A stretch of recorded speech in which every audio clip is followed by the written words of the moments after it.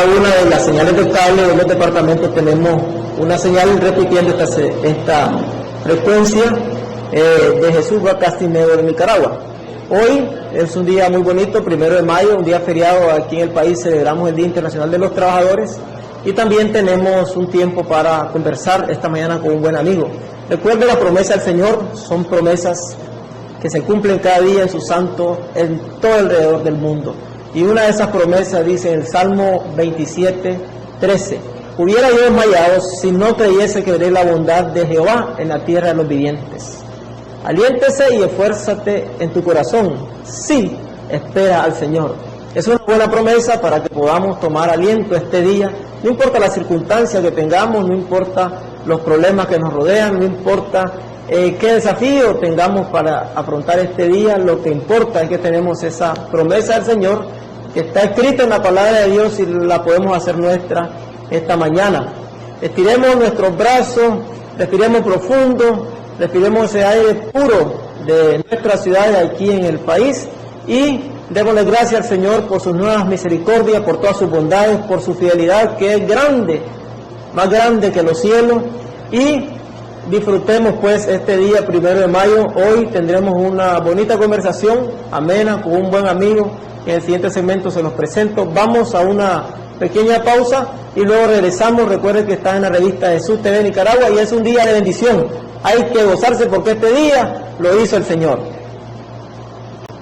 Y esta mañana, como les decía, tenemos la compañía de un buen amigo, compañero de muchos años de ministerio, de una carrera muy conocida aquí en Nicaragua, con mucho prestigio, que vamos a estar hablando parte de su vida personal post curación de su accidente y después algunos tópicos que tienen que ver con la política, ya que él es un diputado, y también algunas cosas que tienen que ver con algunas leyes que algunas iglesias están tratando de modificar. Bienvenido a la revista Jesús TV, Carlos Emilio López. Gracias, mi amigo y hermano del alma. ¿Cómo no, hermano? ¿Cómo estás, Carlos?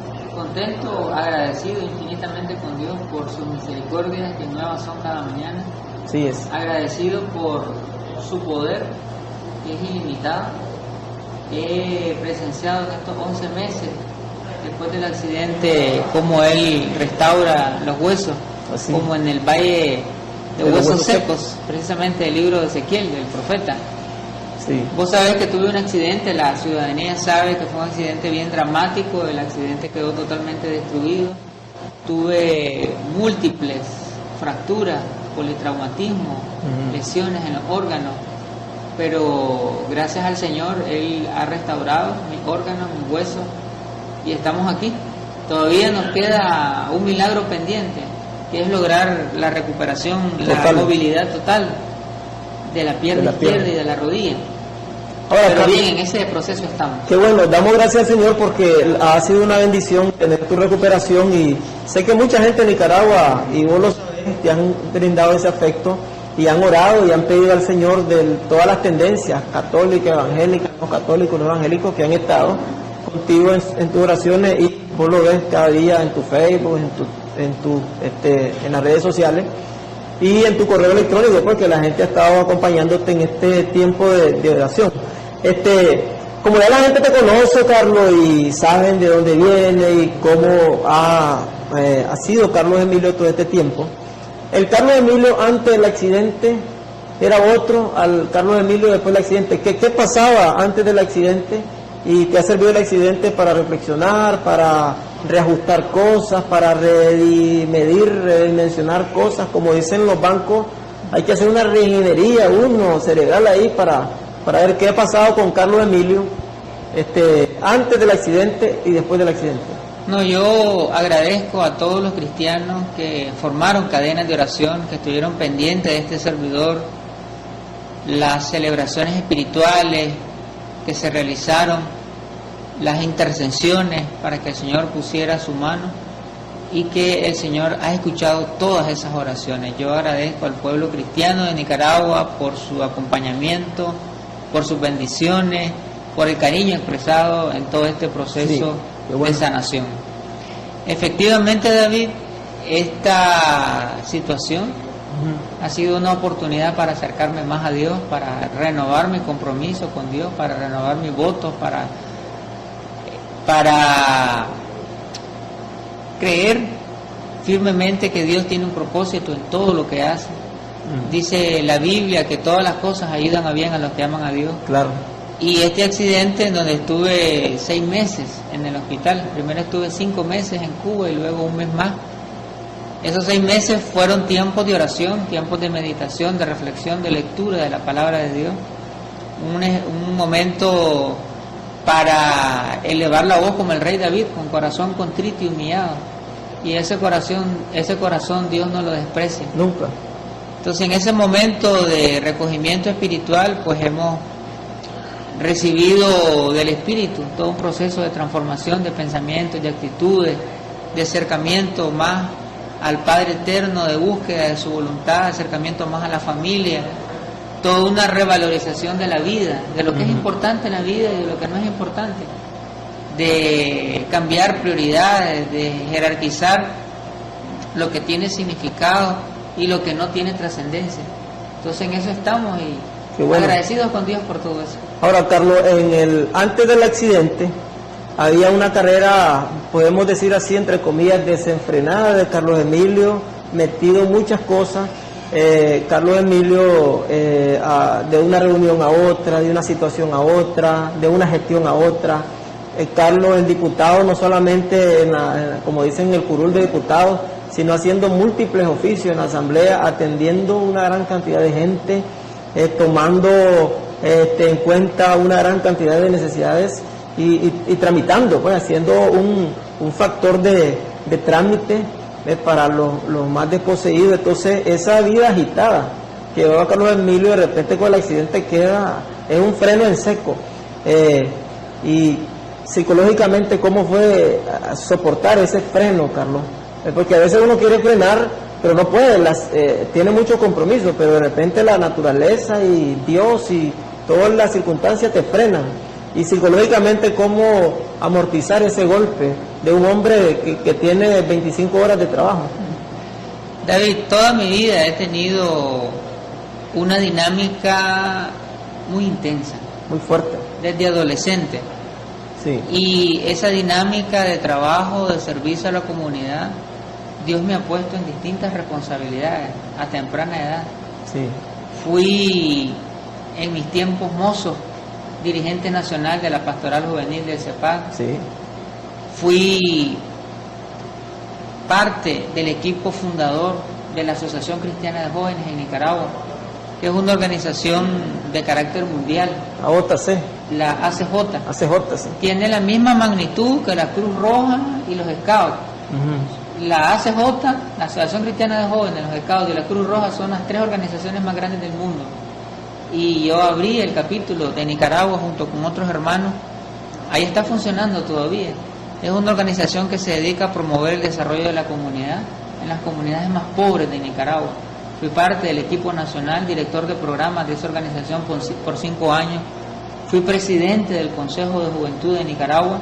Ahí te conocí yo.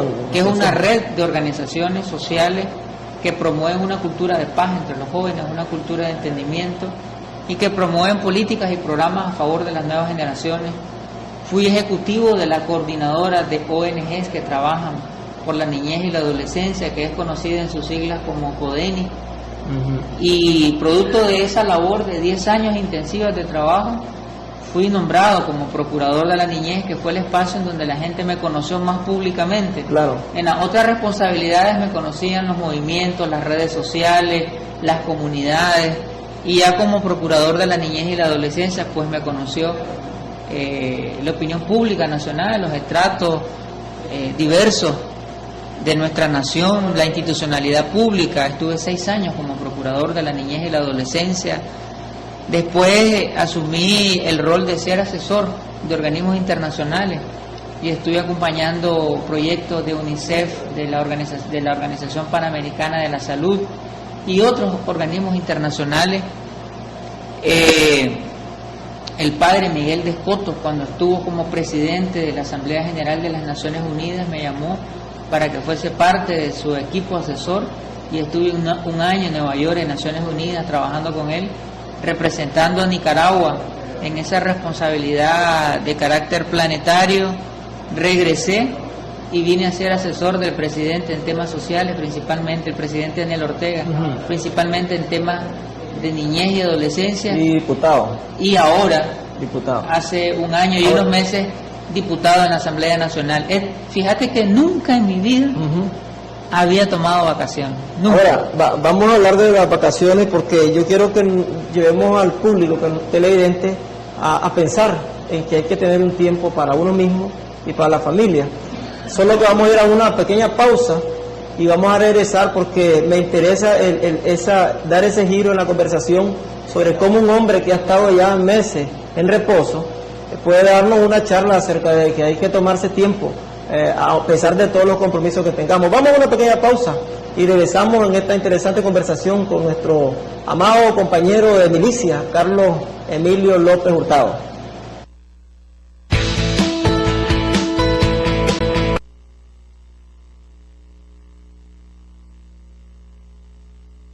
Estábamos hablando al final del segmento anterior sobre cómo ese impacto psicológico, ¿verdad? Ese freno de pronto de toda ya por último fuiste asesor del presidente de la ONU y luego veniste a Nicaragua sin espacio alguno a ser asesor del presidente Ortega en asuntos sociales y luego diputado. Ahí hemos quedado en esa vida agitada. Mi pregunta es siempre relacionada a ¿qué consejo da Carlos Emilio López a esta gente que andamos súper agitados todo el día, que vamos a dormir ratito en la noche, que tenemos que levantarnos temprano y que de repente pues tenemos un frenazo? A veces son frenazos como el tuyo, un accidente, otros son embolias cerebrales, pero ¿qué lecciones ha sacado Carlos de todo esto? Creo que los líderes cristianos en particular, tenemos que tomar conciencia del autocuido, de la importancia de apreciar nuestra vida, no solamente nuestra vida espiritual, sino también nuestra vida física, nuestra vida psicológica, nuestra vida emocional, porque en la medida en que estamos fuertes en todas las áreas de nuestras vidas, eso nos da la posibilidad para dar más a nuestra familia, dar más a la comunidad, dar más en el ministerio, en el servicio que estemos desarrollando. Y eso es uno de los grandes aprendizajes, de las grandes lecciones de este accidente. Esos primeros 5 meses que estuve en Cuba, en el Hospital Fran País, sí, en donde gracias infinitas a Dios me dieron una atención de calidad, una atención humana, una atención científica, una atención multidisciplinaria, porque había un equipo de neurólogos, gente de la ortopedia, nutricionista, ¿tenía un psicólogo también? Un psicólogo también, porque los accidentes no solamente afectan tu cuerpo, sino que también afectan tu estructura emocional. Un trauma general. Todo. Así es. Por ejemplo, yo no me acuerdo lo que ocurrió la primera semana, no me acuerdo en lo absoluto del día del accidente, y tengo imágenes de lo que ocurrió la primera semana. Fui recuperando poco a poco la memoria. Ese momento fue, decía anteriormente, como una especie de retiro. Y recordemos que Jesús tenía sus momentos de apartarse. Los 40 días de ayuno y oración eran momentos para estar con Dios, momentos para estar consigo mismo, con la conciencia, con el pensamiento. Y eso necesitamos, momentos para autoevaluarnos, para hacer una revisión de qué estamos haciendo, cómo lo estamos haciendo, y momentos para fortalecernos también. Pueden ser momentos en que estemos solos, o puede ser momentos que también nos vayamos con la familia. Y los líderes de las iglesias pocas veces se toman la licencia para hacer eso.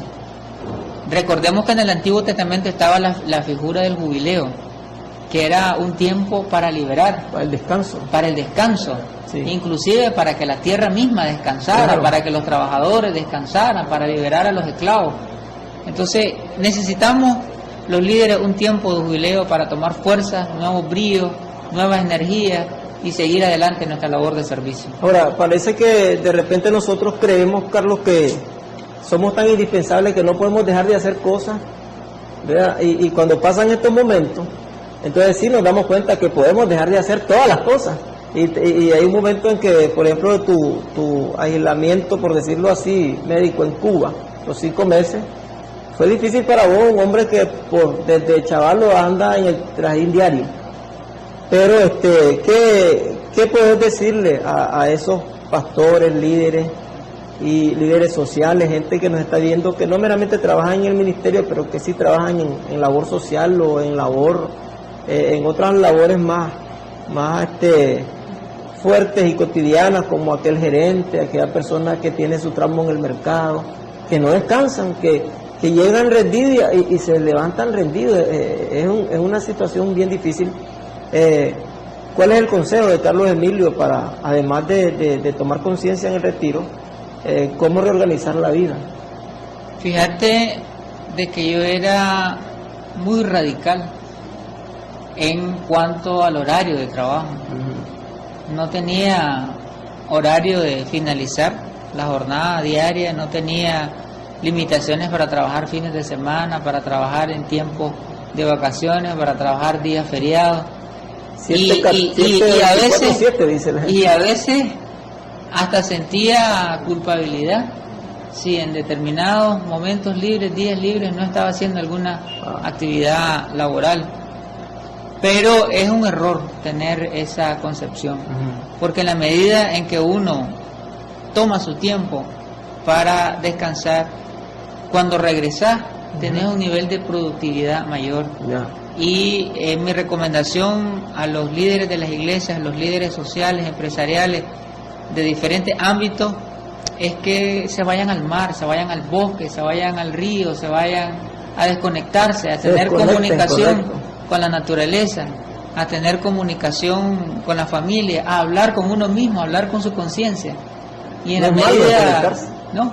medida en que tomes ese tiempo, sos más fuerte y tus fuerzas se renuevan como el águila. Ahora, hablaste de la culpabilidad, podemos decir, por la responsabilidad y la laboriosidad, y se llama una culpabilidad laboral, por serle eficiente uno. ¿Qué pasa con la depresión? ¿Tuvo depresión Carlos Emilio en este tiempo de desconexión? ¿Cómo afrontar la depresión en una desconexión fortuita, que no la está?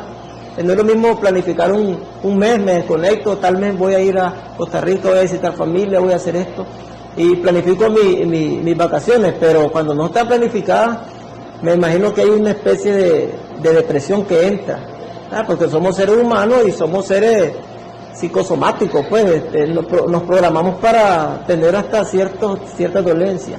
¿Cómo afrontó Carlos la depresión de la desconexión? Y ataba unos hierros, y me dio un gran impacto cuando miré la foto que transmitieron en Facebook a alguien cuando estabas en Cuba con los pies para arriba y inmovilizado totalmente. Y recuerdo que me mandaste un mensaje en esos días y me dijiste, así voy a estar como 5 meses.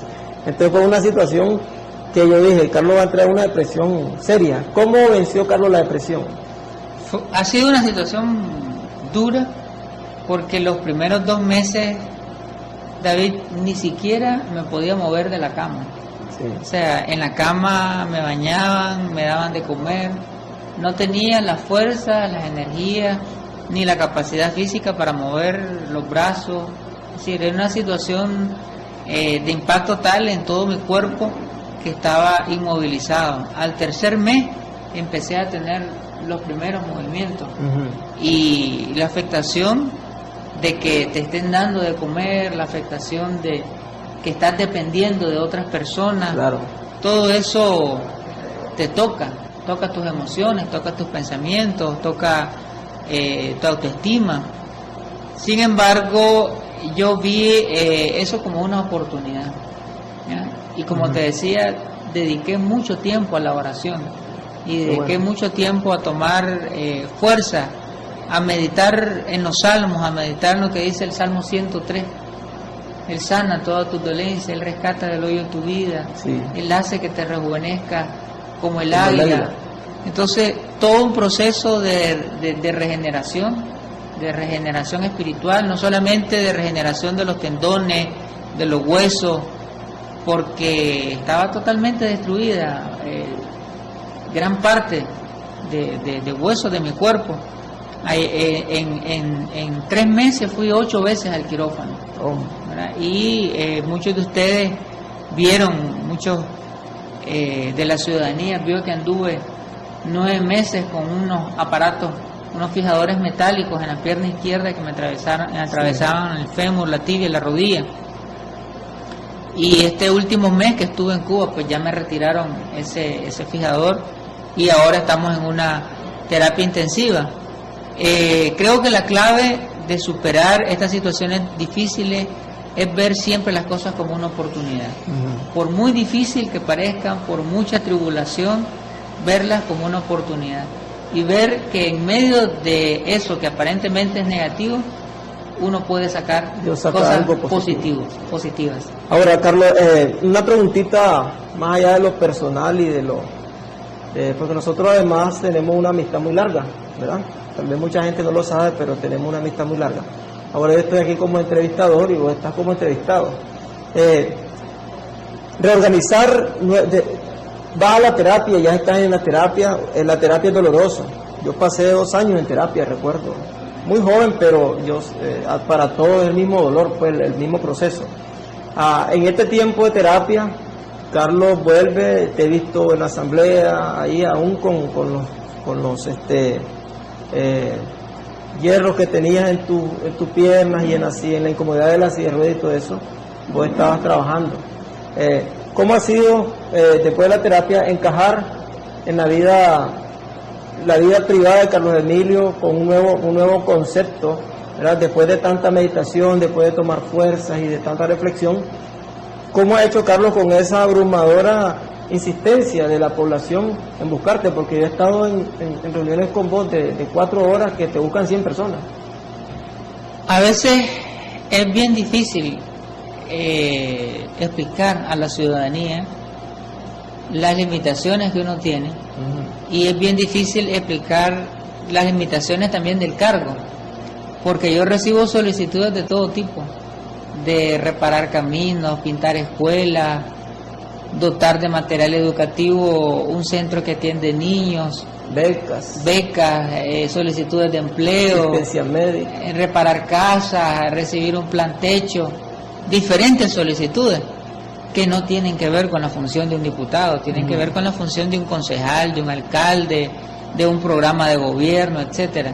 Y comunicar a la ciudadanía que la responsabilidad de un diputado es redactar leyes, reformar leyes, derogar y aprobar nuevas leyes. Esa es la función de un legislador, es estar constantemente en una producción de normas jurídicas que apunten a la restitución de los derechos de las personas, que favorezcan el desarrollo de la colectividad. Sin embargo, a pesar de que muchas de esas solicitudes no son competencias de este servidor, me he convertido en una especie de facilitador. Es decir, si me llega una solicitud que le corresponde a una alcaldía, entonces la transfiero a la alcaldía.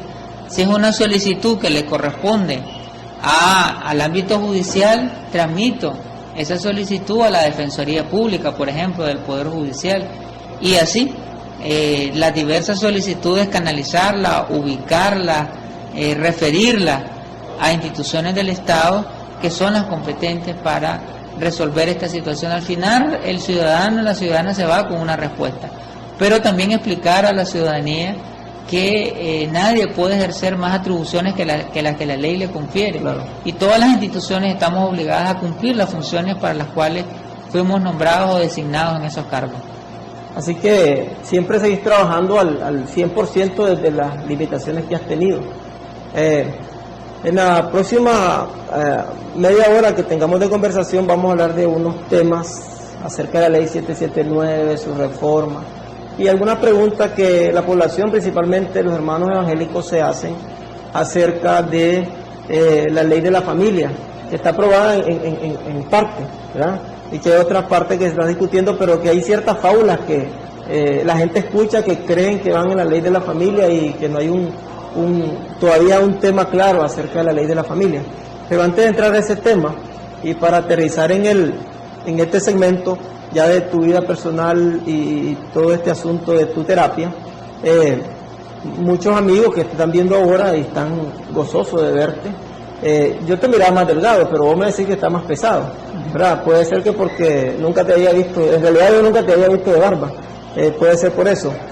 ¿Cómo está Carlos anímicamente y físicamente, con la estamina? ¿Cómo se siente Carlos Emilio? En verdad, ¿cómo se siente? Que hay muchos amigos que preguntan, como mucha gente me conecta con vos, sabes que somos camañecas, como dicen, ¿verdad? Entonces la gente me pregunta y me llama y me dice, David, ¿cómo está Carlos? ¿Qué le pasa? Ya vino. Entonces, ¿qué puede decirles, Carlos, a todos sus amigos que nos están viendo? ¿Cómo se siente Carlos Emilio? ¿Se siente más vigoroso que antes del accidente o está tratando de ser otro Carlos? Mira, en estos 11 meses he pasado situaciones de las más difíciles. Desde la primera, que fue estar entre la vida y la muerte. Claro. O sea, estuve realmente a punto de morir. Sí. Estuve a punto de que me cortaran la pierna izquierda, totalmente. La hemoglobina, hubo un momento que la tuve en 7. Tuve una infección poderosísima, generalizada casi en todo el cuerpo. Tuve pulmonía, lesión grave en el vaso y casi me extraen el vaso. Este brazo izquierdo me lo reconstruyeron también. Sí. Y una serie de situaciones. Entonces, físicamente he pasado momentos difíciles, bajé muchísimas libras. Yo quizás en momentos más críticos estuve pesando unas 120 libras y yo estaba en 150 y tantas libras antes del accidente. Entonces, momentos físicos muy críticos, pero espiritualmente muy fortalecido. Y paulatinamente he venido recuperando, superando todas esas situaciones. Gracias a Dios no perdimos ningún órgano, gracias a Dios no perdimos ningún miembro, gracias a Dios logramos subir la hemoglobina. Todo lo hemos venido superando por el poder de Dios. Amén. Y ahorita mi peso ya es casi el mismo que tenía antes del accidente. ¿Ha subido de peso entonces? He subido de peso, mucho. Entonces, gracias a Dios pues que Él ha restaurado, como te decía, como en el Valle de los Huesos Secos. La figura, me gusta mucho la figura del águila, me gusta mucho, porque el águila sabemos que se remonta a las partes más altas de la montaña, bota todas las plumas viejas, le nacen nuevas plumas y empieza a volar de nuevo con nueva fuerza. Una nueva vida. Sí. Y eso es lo que el Señor ha hecho, ha renovado mi interior, mi espiritualidad, pero también ha renovado mi fuerza física y estamos aquí para servirle con más intensidad. Qué gran bendición tenerte, Carlos, con ese ánimo y contando este testimonio a nuestros amigos televidentes de la revista Jesús TV de Nicaragua. Vamos a una pausa y luego regresamos a Jesús TV de Nicaragua y en la bendición que tenemos aquí de estar teniendo el testimonio de Carlos Emilio López, su sanidad, su curación, su regeneración ósea que él ha tenido. Cuando, Carlos, para terminarlo de tu accidente y todo ese drama que has pasado y que pasamos tus amigos, yo llegué a verte 3 días después del accidente, recuerdo un miércoles, y platicamos, recuerdo, oramos. Me acuerdo que yo te miré ese brazo desbaratado y hasta le dije al reverendo Mauricio Fonseca, que entró conmigo ese día, yo creo que a Carlos ese brazo no le va a servir. Y me acuerdo que platicamos y nos tocaste un tema muy delicado acerca de una ley que se estaba promoviendo ahí, ¿verdad? Y que había mucha presión. Pero luego me impacté cuando viniste de Cuba, que me dijiste que no te acordabas nunca de lo que platicamos. Y yo, es decir, platicamos, oramos, oraste con nosotros, lloraste, hasta nos aconsejaste de que tuviéramos fe acerca de tu situación. Pero hoy mismo me acabas de decir en la primera etapa del programa de que no te acordás totalmente esa semana. Entonces damos gracias al Señor porque fue un gran impacto tu accidente, pero también ha sido un gran milagro tu recuperación. Y yo creo que todos estamos contentos acerca de tu total salud y sabemos que el Señor va a hacer la obra. Pero la vida sigue, Carlos, y seguimos andando y con las promesas del Señor siempre. Hay una ley, la ley 779, vos has sido protagonista en parte mucho de esta ley, porque la ley es para proteger a la mujer de la violencia contra la mujer. Así se llama la ley. ¿Ya? Es para que las mujeres tengan leyes cómo defenderse. Para mí toda ley es preventiva, debería ser preventiva, pero hay leyes que son aplicativas. Ahora pues se hacen las dos. Las leyes bíblicas todas son preventivas, pero se aplican, como dice la misma Biblia, si se transgrede ese reglamento, la misma ley te cae encima.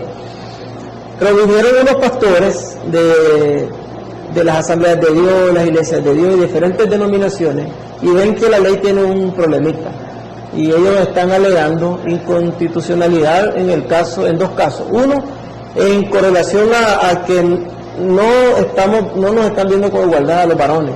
Dicen, el varón queda en un segundo plano con esta ley. Ya no le están quitando la autoridad, le están quitando la preeminencia que la palabra de Dios dice que tiene el hombre en el hogar. Y segundo, dice estas iglesias que han firmado un documento y han recurrido de amparo ante la Corte Suprema de Justicia, que la ley también tiene un problemita en donde dice que no hay mediación. En ningún caso existe la mediación para ver un asunto de maltrato contra la mujer. ¿Cuál es la opinión de un diputado, Juan Carlos Emilio López, que tiene mucho respeto, su opinión, que cala mucho entre todas las bases sociales del país, y que también es evangélico? Pues vos sos de una iglesia evangélica, de miembro del Centro Cristiano Apostolar, y aún gente de esa línea ha firmado este documento. ¿Cuál es tu opinión al respecto? Yo quisiera cerrar el bloque anterior primero, sí, está bien, del accidente siempre con el Salmo 103, que dice: bendice alma mía al Señor y bendiga todo mi ser su santo nombre. Bendice alma mía al Señor y no olvides ninguno de sus beneficios. Él es el que perdona todas tus iniquidades, el que sana todas tus dolencias, el que rescata del hoyo tu vida. Yo le doy gracias a Dios, David, gloria aquí, ante vos, en este canal, ante el pueblo de Nicaragua, por todos esos milagros vividos estos meses. Amén. Y por el milagro pendiente de lograr total movilidad en mi cuerpo. Amén, Carlos. Y que con esa gratitud pues yo renuevo mi compromiso con Dios sirviéndole a la gente, ¿no? Porque yo no tengo, no soy parte, digamos, de la estructura eclesiástica. Entonces mi servicio a Dios es un servicio en la comunidad, a la población, y tratar de hacer las cosas lo mejor posible en donde estoy, y en el lugar donde estoy en este momento es en la Asamblea Nacional.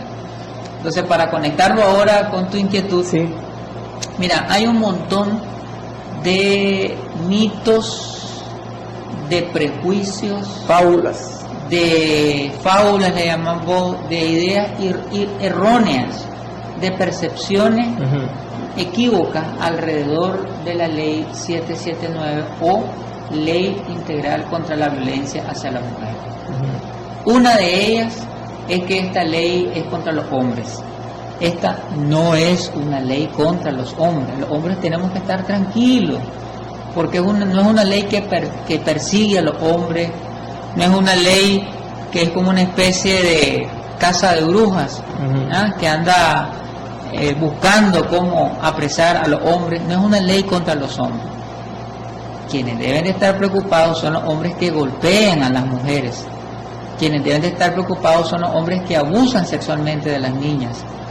Quienes deben de estar con un sentido de alarma son los hombres que humillan, que denigran, que cosifican el cuerpo, la dignidad y la integridad de las mujeres. Pero los hombres que tratamos bien a las mujeres, que somos respetuosos, que cumplimos lo que dice la Biblia, de tratar a la mujer como un vaso frágil, no tenemos por qué preocuparnos. No es una ley que persigue a los hombres, es una ley contra la violencia que sufren las mujeres, pero no es una ley contra los hombres. Ese es el primer mito que yo quisiera pulverizar.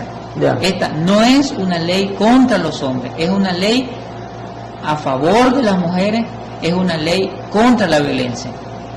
En segundo lugar, existe la percepción equívoca que esta es una ley que provoca desunión en la familia, que esta es una ley que podría resquebrajar matrimonios. Es totalmente lo contrario. Esta es una ley que fortalece la familia.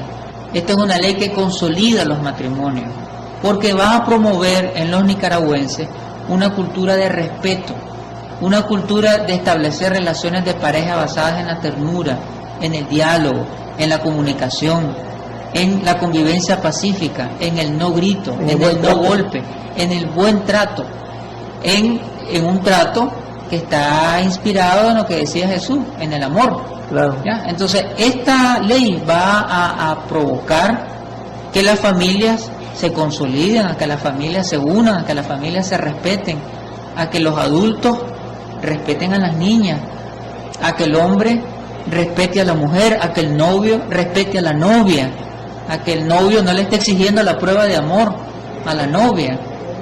Esta ley entonces viene a crear familias cariñosas, familias armoniosas, matrimonios sólidos, matrimonios que resuelven sus conflictos no por la vía de la violencia, sino por la vía del diálogo. Entonces es falso que esta ley atente contra la familia, sino que es una ley que fortalece la familia. Un tercer mito o idea equívoca de esta ley es que esta es una ley inconstitucional. A mí no me gusta hacer referencias personales, siempre trato de tener un lenguaje más bien impersonal y hablar en neutro y hablar en un sentido colectivo. Pero mira, yo tengo una maestría en Derecho Constitucional, y yo hice una comparación entre lo que establece la Constitución, un análisis exhaustivo, y lo que establece la ley. Y yo te puedo decir, no hay ni una sola inconstitucionalidad en la ley. Ahora, no solamente fue un análisis de este servidor, fue un análisis del equipo jurídico de la Corte Suprema de Justicia. Fue un análisis del equipo jurídico que asesora la Comisión de Justicia y la Comisión de Mujer, Niñez, Juventud de la Asamblea Nacional. Y hay otros diputados también constitucionalistas que están en estas comisiones. Es decir, la ley es producto también de un pensamiento colectivo, y también participaron organizaciones y movimientos de mujeres que tienen también sus asesores jurídicos. Entonces puedo decirte, no hay inconstitucionalidad, no se viola el principio de igualdad, no se viola el principio de igualdad. La ley trata las agresiones hacia las mujeres, la violencia física, la violencia psicológica, la violencia sexual, la violencia laboral, todas las formas de violencia las trata como delito. Y el procedimiento que se establece es el mismo procedimiento cuando está frente a otros delitos, como el robo, como el hurto, como el abigeato, como el asesinato. Entonces, lo que hace la ley es decir que el mismo procedimiento que se sigue en cualquier otro delito también es el mismo procedimiento que se van a seguir en los delitos contra la mujer. Si nosotros cambiamos el procedimiento y si nosotros cambiamos el esquema, entonces estaríamos poniendo a la mujer en una situación de desigualdad y en una situación de injusticia. Entonces eso sí sería inconstitucional. Bueno, vamos a ir a una pequeña pausa y vamos a discutir un tanto lo que las iglesias dijeron esta semana y van a hacer fila con relación a modificar un tanto. Bien, seguimos en la recta final del programa. Carlos, yo sé que nuestro público ha sido muy bendecido con esta conversación y hay que aclarar este asunto de la ley 779. Alguien en algunos noticieros nacionales dijeron que la Corte, no oficialmente, sino que algunos miembros de la Corte se han pronunciado sobre que sí puede haber la reforma al caso de la no mediación. ¿Cuál es tu posición? Y ya para cerrar en estos últimos 7 minutos, ¿cuál es el llamado que le haces a estas iglesias? A que conozcan verdaderamente la ley, a que profundicen en ella. En primer lugar, hay que leer la ley minuciosamente, objetivamente. No leer lo que dicen de la ley, ni leer el que dice que dijo, que opinó el otro. Entonces hay muchas distorsiones alrededor del contenido real de la ley. Lo otro, hay que hacer un análisis comparativo, objetivo, entre lo que dice la ley integral contra la violencia hacia la mujer y lo que dice la Constitución y lo que dicen los tratados internacionales de derechos humanos que el Estado de Nicaragua ha suscrito y ratificado y que también son ley de la República, al haberlos ratificado Nicaragua como nación. El tema de la mediación. Cuando uno analiza una ley, tiene que analizarla en el contexto del ordenamiento jurídico y no aislar la ley de lo que dicen otras leyes. Correcto. En este caso, de lo que dice el Código Penal en su conjunto, de lo que dice el Código Procesal Penal, etcétera. Y la legislación nicaragüense establece que no procede la mediación en los delitos graves. O sea, no es que lo dice esta ley, es que ya lo dice la legislación penal nicaragüense, no procede la mediación en delitos graves. Otra cosa que dice la legislación nicaragüense, o sea, no es que lo está creando esta ley, es que ya estaba creado, que no procede la mediación en delitos de carácter sexual. O sea, eso ya existe en Nicaragua desde hace varios años. Muchos años. No lo está creando esta ley. Ahora, la no procedencia de la mediación en delitos de carácter sexual, no procede la mediación en violación, no procede la mediación en acoso sexual, no procede la mediación en abusos sexuales. Y maltrato psicológico tampoco procede. Cuando se pone a mediar a dos personas que están en una relación de poder, cuando pones a mediar a un victimario y a una víctima, lo que estás generando es que ese acto de violencia se repita y se vuelva más grave, porque si se da una mediación, posteriormente se llega a la casa y lo que ocurre es que el acto de violencia que se estaba cometiendo se agrava, se duplica, se agrava y se pone en riesgo la vida de la víctima.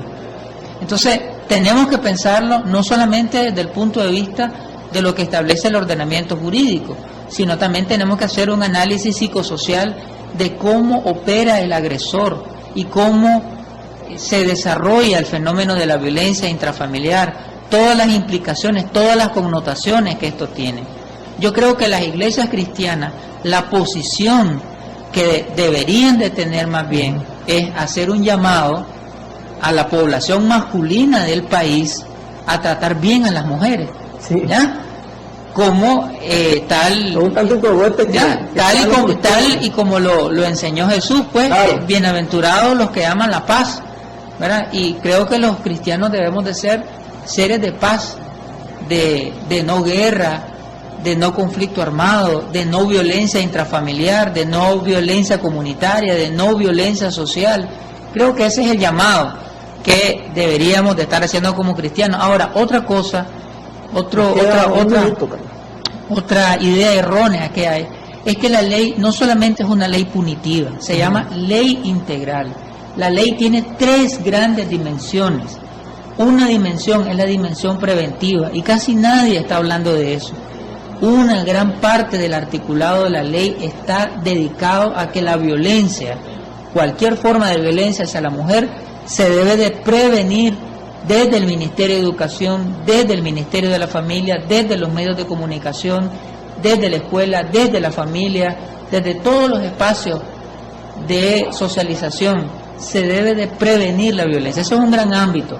El otro ámbito que tiene la ley es el ámbito de la atención a la violencia, la atención psicológica, la atención en salud, porque la violencia hacia la mujer es una pandemia social. Son miles de mujeres que en este momento están siendo víctimas de violencia. O sea, no es que la ley inventó, ni es que la ley generó la violencia. La violencia hacia la mujer ya existía, y es un fenómeno societario que tiene muchos siglos de existir, y que se ha agravado con los antivalores que promueven las transnacionales de la comunicación, el comercio sexual y muchos otros factores que agravan. Entonces, la tercera dimensión que tiene la ley es el ámbito punitivo, que es el que se ha estado discutiendo y sobredimensionando. La ley no va a perseguir a todos los hombres, ni va a sancionar a todos los hombres. Va a sancionar únicamente a aquellos que a través de un proceso policial y judicial se demostró la culpabilidad que ha cometido un delito. Esta ley no violenta el principio de igualdad, no violenta el principio de presunción de inocencia. Todos los hombres somos inocentes de haber cometido un delito, pero si se demuestra la culpabilidad en un proceso judicial, sea pastor, sea obispo, sea sacerdote, sea diácono, sea quien sea, tiene que cumplir la ley. con lo que establece la ley. Okay. Lástima, se nos acabó el tiempo, gracias, porque ha estado, bueno, la última parte final. Carlos es el principal promotor de esta ley, y Carlos es un miembro de la Iglesia Evangélica, diputado, un hombre muy honorable en este sentido, y también creo, Carlos, que nos haría falta otro programa para discutir meramente el asunto de la ley. Gracias por estar en nuestra sintonía. Esta fue su revista Jesús TV Nicaragua, y los espero mañana con un nuevo invitado, un nuevo panorama nacional e internacional, una nueva conversación. Que Dios les bendiga.